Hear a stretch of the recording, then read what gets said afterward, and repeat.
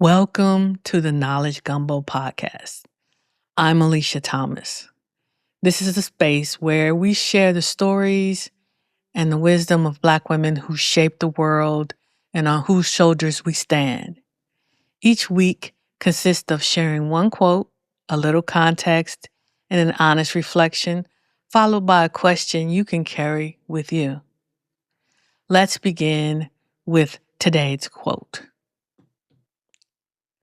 I felt a great moving in my soul. I knew that God was calling me to preach, and I could not be satisfied until I obeyed. Rebecca Cox Jackson. Rebecca Cox Jackson was born into slavery in 1795 and later became a free woman. She became a Shaker, elder, and a powerful preacher in Philadelphia. She left the AME church when they would not allow her to preach and founded her own Shaker community led totally by Black women. I've learned that sometimes obedience to the truth will cost you belonging in spaces you once called home. Some people value false peace over truth. Rebecca Jackson walked away from an entire denomination. I respect that kind of courage, even when I know how painful it must have been. When the institution said no, she founded another way.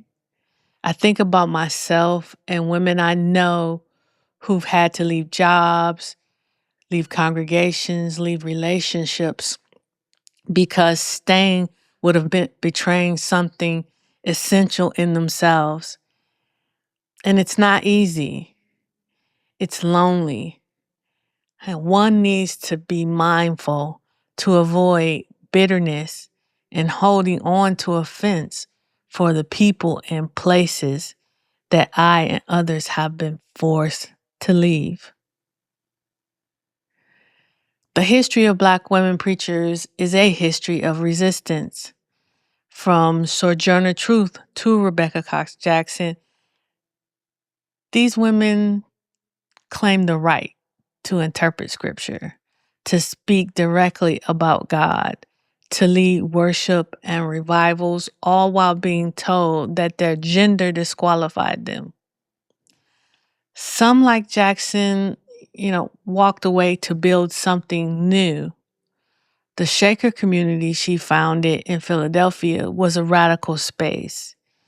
It didn't fit neatly into anyone's categories, and maybe that was the point.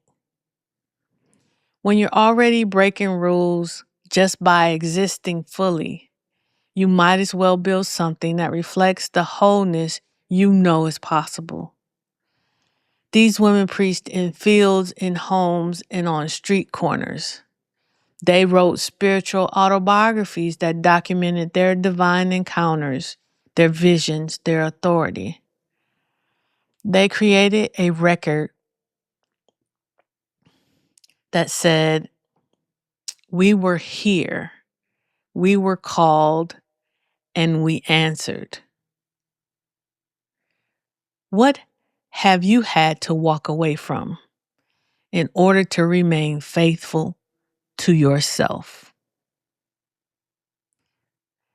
That, my friends, brings us to the end of today's serving of the Knowledge Gumbo podcast. Thank you for sharing one of your greatest gifts, time.